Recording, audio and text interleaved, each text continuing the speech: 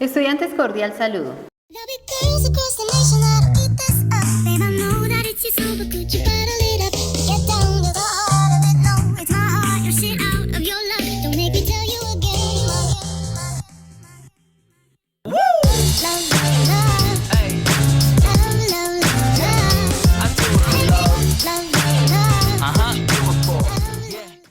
El día de hoy vamos a hablar el tema correspondiente a la ausencia de responsabilidad penal. Y para ello vamos a definir como tal una serie de causales que son eximentes de la responsabilidad penal. Entonces, ¿qué entendemos por ausencia de responsabilidad penal?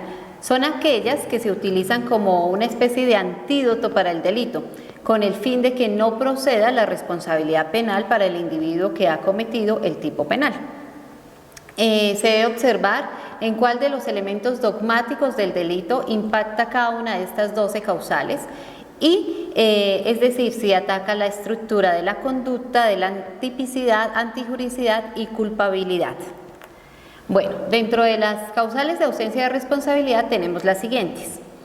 Estas se encuentran contempladas en el artículo 32 del Código Penal colombiano. Y tenemos, en primer lugar, el caso fortuito y la fuerza mayor. En segundo lugar, que se actúe con un consentimiento válido dado por el titular del bien jurídico. En tercer lugar, que se obre en estricto cumplimiento de un deber legal. La cuarta causal que encontramos es que se obre en cumplimiento de una orden legítima de autoridad competente. Asimismo, encontramos en la causal quinta que se obre en ejercicio de un derecho, de una actividad lícita o de un cargo público. En la sexta causal se relaciona que se obre por la necesidad de defender un derecho propio o ajeno contra injusta agresión actual o inminente, siempre que la defensa sea proporcional a la agresión. Y esta causal es la que conocemos como la llamada o denominada legítima defensa. La séptima causal hace relación a que se obre por la necesidad de proteger un derecho propio o ajeno de un peligro actual o inminente, inevitable de otra manera, que de este modo el agente no haya causado intencionalmente o por imprudencia y que no tenga el deber jurídico de afrontar. Y esta causal es conocida como estado de necesidad justificante. En la causal octava encontramos que se obre bajo insuperable coacción ajena, la novena se obre impulsado por un miedo insuperable, la décima que se obre con error invencible y error vencible, acá hacemos relación a lo que se conoce como error de tipo. La causal 11 y 12 hace relación a que se obre por error invencible de la ilicitud de su conducta. Si el error fuere vencible, la pena se rebajará hasta en la mitad. Y en la causal 12 nos habla del error invencible sobre una circunstancia que diere lugar a la atenuación de la punibilidad, entonces ahí se aplica una diminuente. Estas dos últimas son conocidas como el error de prohibición. Ahora sí vamos a entrar a explicar cada una de estas causales y para ello entramos a explicar la que hace relación al caso fortuito y la fuerza mayor. Y para ello debemos explicar qué se entiende por caso fortuito y por fuerza mayor. En primer lugar encontramos el caso fortuito y este hace relación a que es un evento producido por la naturaleza que es impredecible, irresistible y causa del daño, pero que hace parte de la órbita interna del dominio de la gente. Ejemplo, una persona que conduce un vehículo y los frenos no están funcionando, entonces ocasiona la muerte a un transeúnte. Ten en cuenta que es un caso fortuito, él no pudo prevenir este hecho.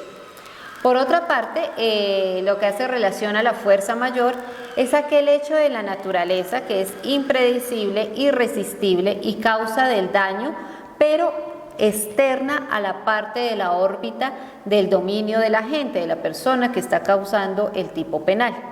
La fuerza mayor se tiene como causa exclusiva del injusto, es decir, del delito. Ejemplo, entonces existen fuerzas mayores de la naturaleza como el rayo, un tsunami, un terremoto o de la condición humana que puede ser una enfermedad. Entonces tenemos un ejemplo como del padre que está suministrando la cuota alimentaria a su hija, pero entonces tiene un problema de una enfermedad y pierde la capacidad de conocimiento y se encuentra en estado de coma, a él se le imposibilita entonces seguir cumpliendo con esa cuota alimentaria. Entonces esto se plantea desde la fuerza mayor para este evento como tal. Continuamos con la segunda causal, que es que se actúe con el consentimiento válido por parte del titular del bien jurídico. Y esta hace relación cuando el sujeto activo actúa con el consentimiento y autorización del titular del bien jurídico, justificando la conducta de éste. Entonces tiene que existir una serie de requisitos. El primero es que el derecho debe ser susceptible de disposición. El segundo, que el consentimiento debe ser expreso, coetáneo o previo a la comisión de la conducta. El tercero, que el titular del derecho sea capaz de consentir. Y cuarto, que el consentimiento sea válido y voluntario, exento de todo error, violencia o engaño. Ejemplo de esta causal tenemos la intervención que realiza un médico a su paciente. Entonces el médico lleva a cabo su labor de acuerdo al consentimiento válido emitido por el paciente. En la tercera causal encontramos que se obre en estricto cumplimiento de un deber legal. Y acá ocurre que se dan unas circunstancias en las cuales la ley ordena a determinados funcionarios o ciudadanos la realización de conductas típicas para la protección de determinados intereses constitucionales o legales, como lo es el caso de la seguridad pública, de la salud pública. Entonces, teniendo en cuenta estos preceptos, el ejemplo que podemos dar en esta causal es que el policía que está en medio de una manifestación emplea la fuerza para contener la misma, claro está, sin exceder los límites que le están permitidos a él. La siguiente causal es que se obra en cumplimiento de orden legítima de autoridad competente emitida con las formalidades legales. Esta causal se fundamenta en el principio del interés preponderante y tiene una serie de requisitos. Primero, debe existir una relación subordinada, debe existir una orden, esa orden debe ser legítima y debe contener todas las formalidades de ley.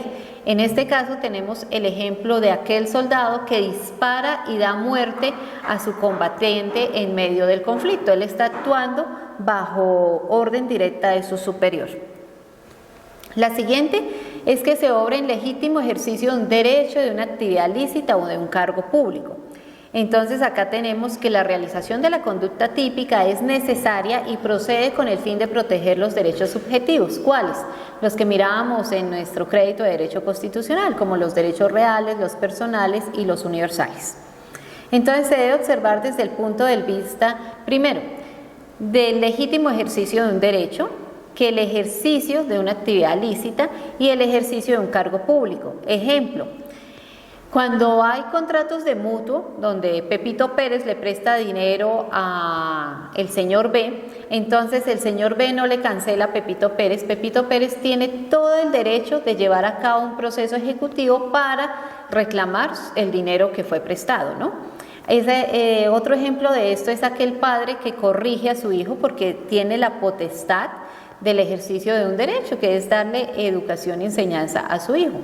Y otro ejemplo de esta causal es el arrendador al cual el arrendatario dejó de cancelarle sus cánones de arriendo, entonces él hace uso del derecho de retención reteniendo las cosas que tiene el arrendatario hasta tanto no le cancele. Bueno, seguimos con otra causal que es una muy interesante sin dejar de lado las demás que ya hemos explicado y hace relación a la legítima defensa. Entonces este es un derecho que la ley confiere de obrar en orden a proteger a un bien jurídicamente tutelado propio o ajeno ante el riesgo, pero que ese riesgo tiene que ser actual o inminente en que ha sido puesto por causa de una agresión antijurídica de otra persona, siempre que el medio empleado de defensa sea proporcional a la agresión emitida. Ejemplo, cuando un grupo de asaltantes con armas de fuego atacan a un comerciante con el fin de hurtar sus pertenencias y este comerciante se defiende de pronto haciendo uso de las mismas armas de fuego y le dispara a los agresores. Entonces, ahí está ejerciendo este sujeto la causal de la legítima defensa. Está en un estado inminente de riesgo, actual inminente, y está reaccionando de acuerdo a la agresión recibida. La siguiente causal es el estado de necesidad justificante, y es aquella situación en la que con el fin de evitar un mal propio o ajeno se realiza la comisión de un delito punible, el cual produce una lesión sobre el bien jurídico protegido por un tercero. Entonces, esta causal también tiene una serie de requisitos que son que el sujeto activo se encuentra ante la presencia de un riesgo, mal o daño. Segundo, que el riesgo debe ser actual o inminente. Y tercero, que el riesgo debe ser para un derecho propio o ajeno. En ese sentido, continuamos con otros requisitos que tiene esta misma causal, que es que el sujeto no está obligado a soportar ese mal. El agente no causa la situación del riesgo, y que el mal que se cause es un mal menor, debe ser de poca entidad, inferior. El último requisito es que el mal o daño no sea evitable a través de una conducta lícita. Es decir, se tiene que cometer el delito para conjurar ese daño al cual yo me estoy viendo expuesto.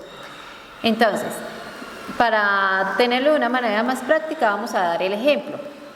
Cuando es necesario matar a un tercero para salvar la vida propia, sin bienes, acá vemos que los bienes que se están protegiendo son el bien de la vida, el bien jurídico tutelado es la vida, y son del mismo valor.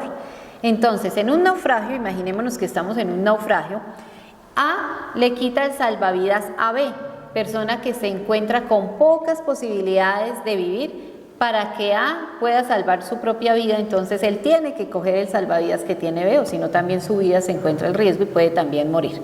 Este es el ejemplo pues, que hace relación al estado de necesidad justificante.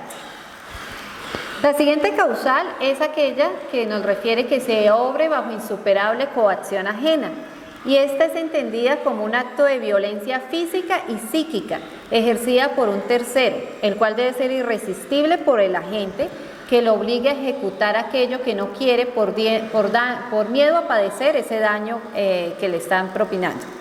Ejemplo, un tercero le apunta a la cabeza de un familiar para que yo cometa el delito al cual me está obligando. Entonces, des en cuenta que ahí hay una coacción, me están obligando a ejecutar ese acto.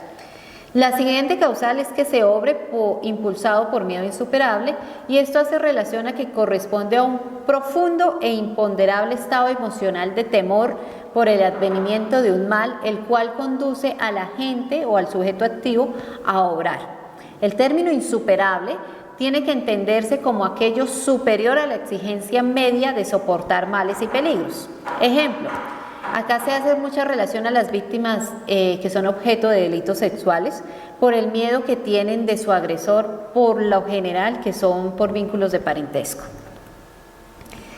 Finalizando nuestras causales, encontramos la causal que hace relación al error de tipo, y para explicarla debemos iniciar relacionando qué se entiende por error. Entonces, error es la ausencia de identidad entre lo que la persona cree que está haciendo y lo que realmente está ejecutando. Es una divergencia entre el proceso volitivo y cognitivo e intelectivo, ¿no? Entonces vamos a explicar qué es error de tipo. Es un error entre los elementos estructurales del tipo objetivo de la conducta punible. Es una ausencia de dolo cuando no hay equivalencia en el objeto. Entonces acá nos referimos básicamente al objeto. Para entenderlo mejor, A quiere matar a un mono que está entre la selva y dispara, pero realmente mata a una persona. Matar a esa persona no era la intención de A, entonces estaría dentro de la causal de ausencia de responsabilidad. Ahí des en cuenta que lo que hubo fue una confusión entre el objeto, ¿no? Otro ejemplo. Se sostiene una relación con una persona, bien sea hombre o mujer, ignorando que es menor de edad porque su apariencia física pues demuestra que ya aparentemente, presuntamente, tiene una mayoría de edad. Entonces existiría una ausencia de identidad entre lo que se está haciendo, pero ignora que la conducta está enmarcada en un delito penal, porque es sostener relaciones sexuales con una persona menor de 14 años. Hay otro ejemplo que es el delito de cohecho.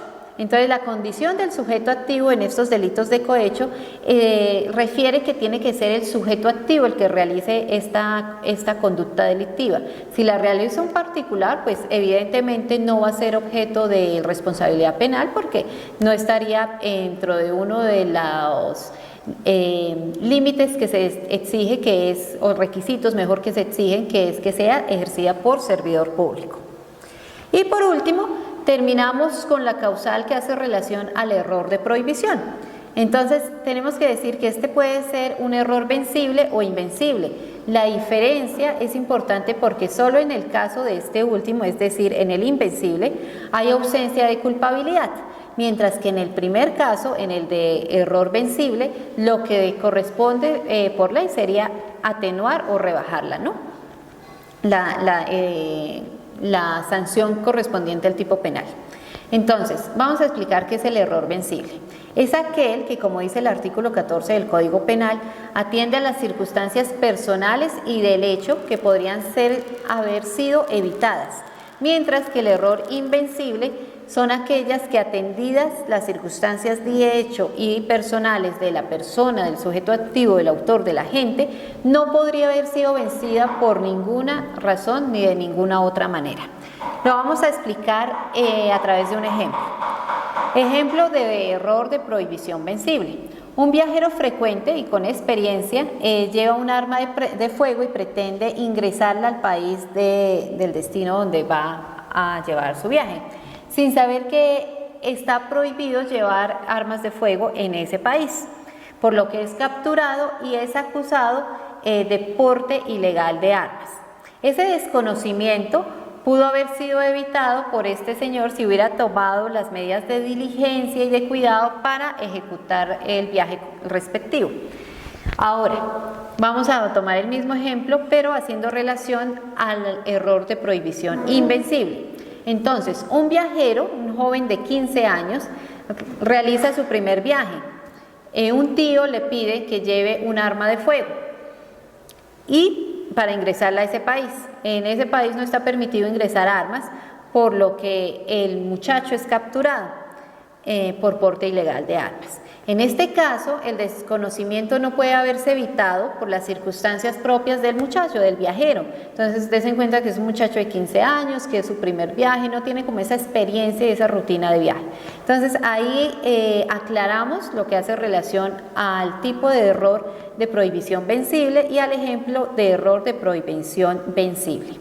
Con esto damos por terminado nuestra clase de causales de ausencia de responsabilidad, deseándoles un feliz día para todos y muchas bendiciones.